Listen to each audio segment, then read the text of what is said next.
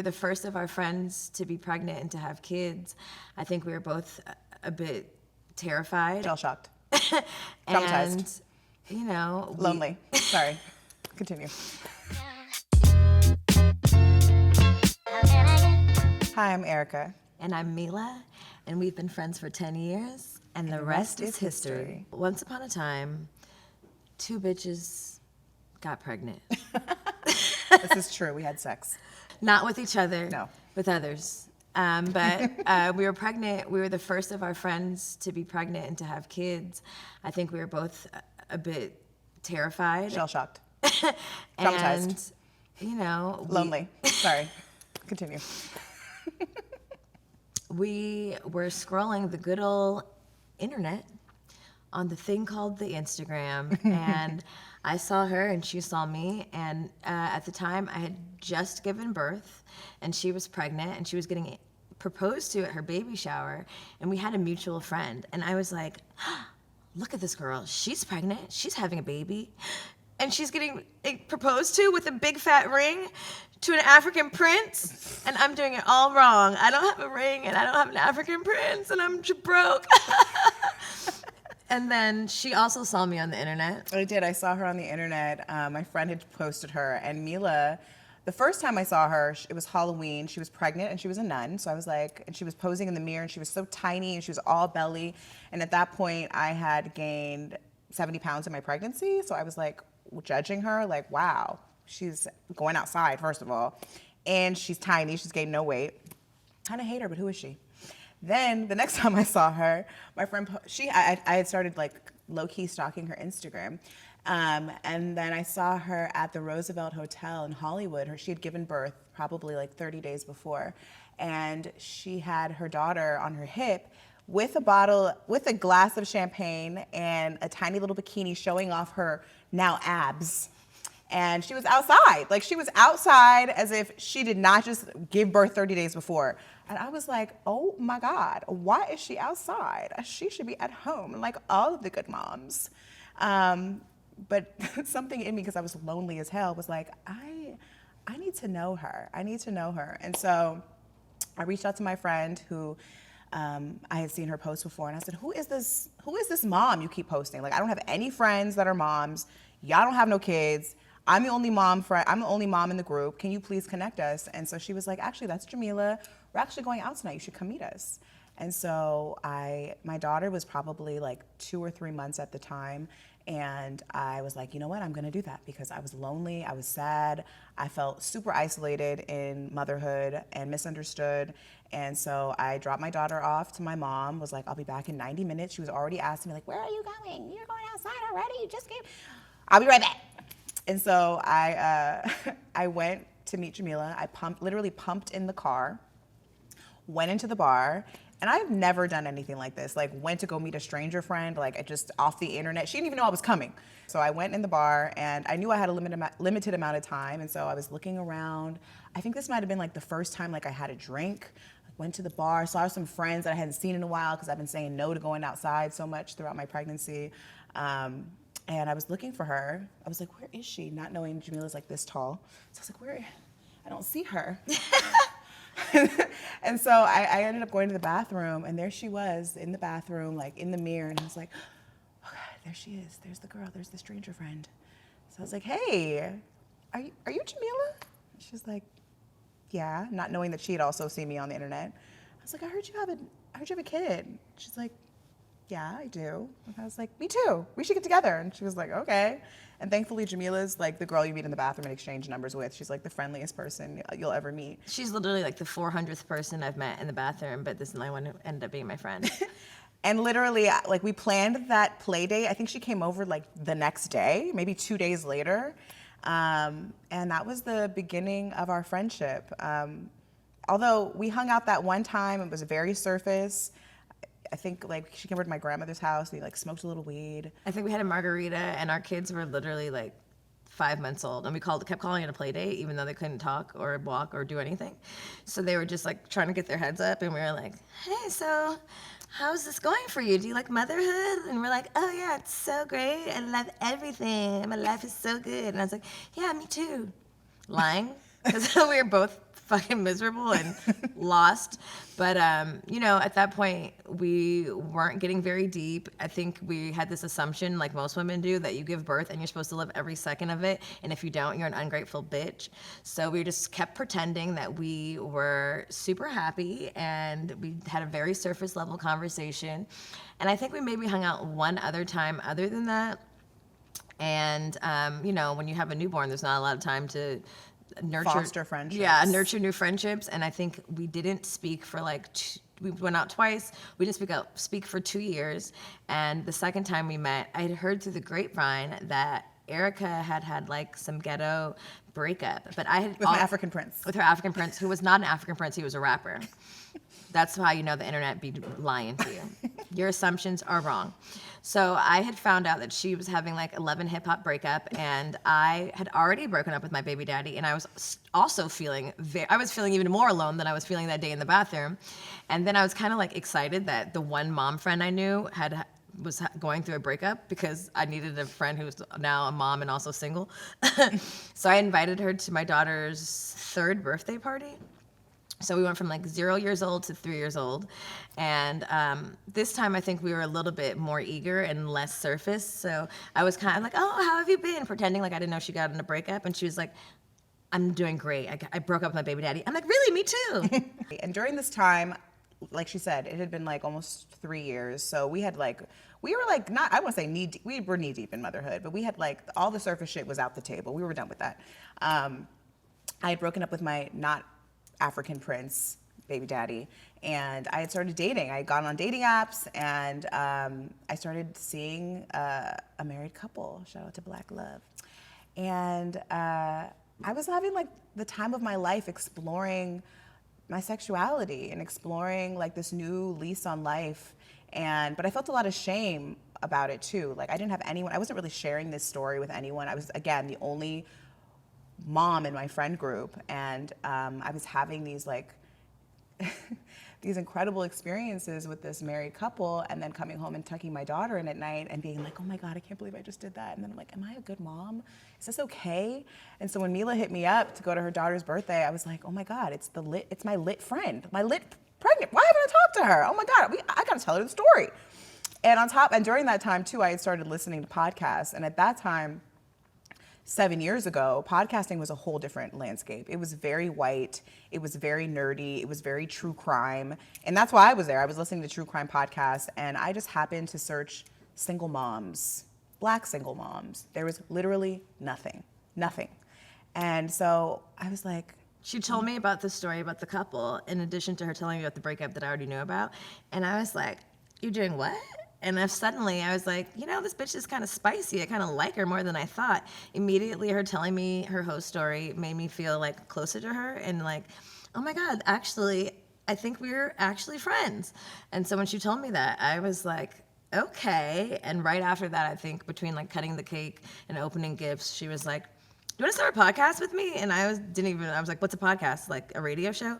And she's like, yeah. And honestly, she could have asked me to like jump on a spaceship and go to Mars, and I would have said yes. I just wanted to hang out and do stuff with somebody new.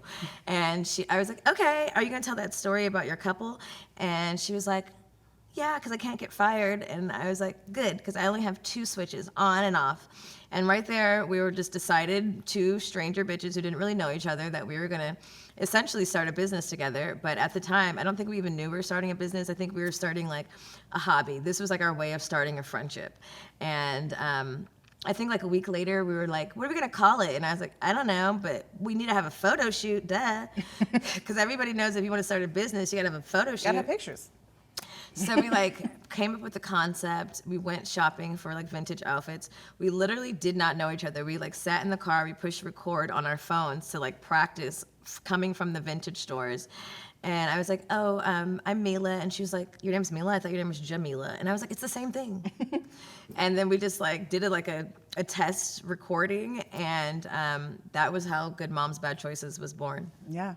And you can listen to that episode now. It's called Sex, Apps, and Kids. And it's literally like the inception of our friendship. And over the last 7 years of our podcast, we've just gotten to know each other week after week after week, hearing new stories. And our audience has watched our friendship develop and grow just through being brutally honest, sharing so much of our lives. They've watched our kids grow up audio-wise, hearing them kind of interrupt our show. Now our kids are 10. When we started, they were 3. And it's been just this beautiful journey with my unexpected stranger friend. I think the most beautiful thing about starting something so vulnerable without really knowing what the fuck we were doing was just that we didn't have any fucks to give. We were just, no one's listening. Let's just tell all our business. Who cares? And we're like, you smoke weed? I smoke weed. Okay, we're going to talk about being bad but being good, because everybody knows smoking weed is bad, but it wasn't, because we needed it to be moms. And we just kind of like literally started pouring out our souls as friends as strangers, and became friends. And a lot of people were like, that's a terrible name. And Bad Choices is not going to be like, no one's going to really support that. I think in like the first episode, I was like, something white bitches. And they were like, oh, you should not have said that. And I was like, I did. And I think we had this unapologetic zero fucks given, because we had left relationships that like we thought was going to last forever. Like we had this idea in our mind that we're going to be, married moms and fight all these stereotypes. We're not going to be single black moms, because everybody knows being a single black mom is just like next to the worst thing ever. And there was like such a heavy burden with that breakup. It wasn't just that we were breaking up, but like now we were going to be statistics. Mm-hmm. And at that point, when we decided to start the podcast, we were just like, F all that. And I think, nobody was listening. I think we just started talking and telling all of our business, even though everyone encouraged us not to, including our mothers. But because we were so honest and so vulnerable, like our community really like grew organically, and kind of like we captivated an audience without even knowing what the fuck we were doing. We literally had like a microphone from Amazon, 1, not 2. And we just started this thing. And for 6 years, every week we put out a production, and we're consistent. And it's been a audio diary of our 6 years of friendship, and 7 years of friendship, and like just the development of women in a really honest, raw way publicly. I think we realized early that it was going to be important for us to pray over our friendship. We started praying over our friendship year 1, because we saw other people's friendships that started in business falling apart. And I think like that's a lot of times the fear, specifically with women, is like starting a business with a friend. Ooh, girl, like, are you sure? Because people told us that, like, don't do that. That's not your friend. Like, don't. Yeah, and honestly, I hadn't seen positive examples of it, but for some reason, I think because I didn't know I was starting a business, it didn't even hit me until we were like actually making money. Like, oh shit, we started a business.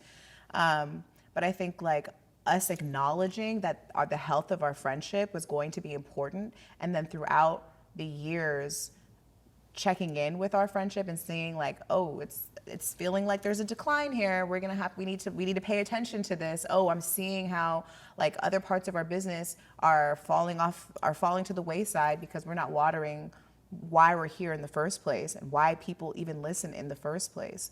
I think has been really, really crucial. And like really honestly, in the last year, we've had to kind of come back and really start to refocus the friendship, because we've dreamt so big. We have dreamt so big, and we have created so many beautiful things together. But the creation of those things require attention, and not away from our friendship, but kinda. We're leading teams, we're making decisions, we're balancing bank accounts, we're creating experiences for women, we're moms, like we have partners now, like we're trying to balance all these things. So sometimes like the friendship can be like cannot take the priority. And I think what we've realized is that the friendship is the priority, whether or not we have a business or not. Whether Good Moms Bad Choices ended today, this is my best friend. Like and like I think sometimes like people forget that when they start a business with a friend, that the business starts taking priority over the friendship. And it's like, why did you even come together in the first place? Because you guys loved each other, because you have a frequency and energy of creation together. And sometimes it's not worth it. Like if my relationship with her started to just crumble to like no end and we couldn't do it, like the friendship is the priority to me. It wouldn't work. Everybody would know like these bitches are being fake. Yeah, and they probably did, because there's been times in our friendship where we're podcasting and we don't want to talk to one another. We're like, We're like, so how are you? great. Okay. I mean, we're really great actresses, but also like, yeah, we realize like I don't want to show up this way because it doesn't even feel authentic. And one of the things like building the podcast together, it's so odd. Like we'll get on camera and mic'd up, and then we'll be like, "Let me tell you about yourself." And like I'm like, why do I feel more honest when I'm microphoned? It's odd, but it's I like think that's just you. That's not me. it is just it's a frequency that we've created, a place that we can come and be authentic. When we don't podcast for a long time, I'm like, God, I gotta sit down and tell these. I gotta talk about it. But there's like a bravery that has come with sitting down on the mic with our community. That's like we've been vulnerable in this space for years and years and years, and this is where I can be vulnerable. This is where I'm safe to talk my shit and to be honest, even if it's not palatable for the masses. Like if you get it, you get it. If you don't, you don't.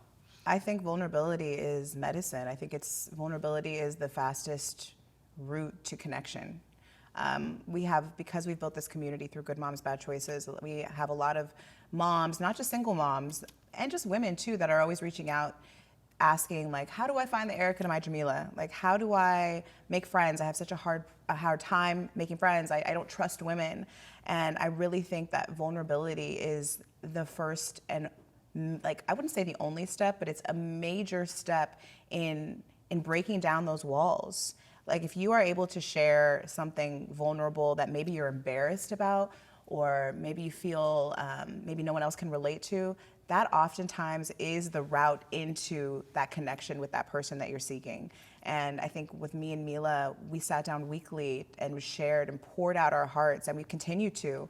And because of that, we've been able to create this beautiful community of women that are constantly sharing and healing. There's so much healing in the sharing and saying the thing out loud, and not just sitting in behind your phone judging and just saying, oh, I would never do that, or why is she doing that? Knowing damn well you probably want to do that. That's a big thing. I think with mothers especially, and amongst women especially, there's the judgment factor, because we've all been told, this is how we're supposed to show up in this little pretty box, and if you go outside of that, then it's, if you wear cleavage and you have a baby, you're too much. If you if you go on Tinder and you find a couple and you go on the date, it's too much. And I think it can go one of two ways, right? You can be vulnerable, you can show up yourself, you can be honest, and you can be shamed, and the person can like whisper behind your back, and then that's not your people. Or you can be who you are and say the thing, and then you can find your best friend in the whole wide world and have a 6-figure businesses and develop something that you never even saw coming. Like you can either weed people out by being yourself, or you could weed people out by being yourself. But I think the most beautiful thing that we've like discovered in this process is that like, even if some people don't like it, I love it. And we've had this beautiful process of practicing honesty and practicing the art of release. Podcasting has been like, hey, I'm going to say the thing and then I'm going to push publish. And I'll tell you right now, I've probably listened to 10 episodes out of 315 because I said it. It's done. And I think also a beautiful thing that we've learned is that I'm allowed to grow. I'm allowed to F up. I'm allowed to not be an expert. I'm allowed to not be perfect. And I'm allowed to retract anything that I've said. And if you can't understand that, then that's on you, because we've all said things that 5 years, 2 years, 30 days later, we don't agree with. But if you find a friend who's equally as vulnerable and honest about the thing, then you can like grow together. But if we don't give each other the opportunity to grow together, if we don't give each other the opportunity to make a bad choice and learn from it, you're going to always be the same person. You're going to always be the same version of yourself, because I guarantee you, like the person we were in year 1 and year 2 and year 3 and year 4 and year 5 is certainly not the people that we are now. There's hella shit that we said that was like, I was like, what? Hell no. I think we were both like so anti-men, like so anti-relationships in the beginning. I was like, I think the only way I'm going to exist is in an open relationship. I'm going to be poly. I don't even know what that means, but I'm going to be poly. Now I'm engaged. Like things change, and that's okay. And I think women, people in general, but women especially, sometimes hold each other to like unrealistic standards, and it's just not fair. And like men don't always have to do the same shit. It's only women that feel like they have to be super tied up and super presented perfectly in order to be loved and to be valued. And I think that's been the most beautiful part of our journey, is that she has allowed me to be me, even as flawed, even fucked up, even learning and learning and learning and learning the same thing over and over and over again, because that's human nature. And the more we allow our friends and our people to be human and to F up and come back, and as long as you're learning from your mistakes at some point, then I'm here for you and I love you. And that's been like the most beautiful part of our friendship. We didn't know each other much. We did all the crazy shit. We said the thing. And then she's like, bitch, you're crazy, but I still love you. Try again. And vice versa. It goes both ways. I think that being able to sit with who I consider my sister and share like the ugliest parts of myself, the cringiest parts, the parts where I feel insecure even about our relationship, where I feel jealous. You know, a lot of times that key for women, like being jealous is such it has obviously like it's poison, but it's a real feeling. It's a real Human. It's a human. It's just part of our humanity, and I think a lot of times we really try to disassociate from it or ignore it. And when we do that, it doesn't go away. It just moves into different parts of our lives, different parts of our bodies. And so I think being able to be totally honest about where I'm at, whether that's where I'm at in my motherhood, where I'm at in my relationship with my partner, where I'm at in my relationship with her, like being able to be totally transparent and honest, even when it's hard, even when I'm scared, even when I'm triggered, even when my abandonment issues are triggered, like I feel like it has been incredibly healing. And I think our community, being able to witness us grow in that space, has been medicine for a lot of women, including us. Honesty is medicine.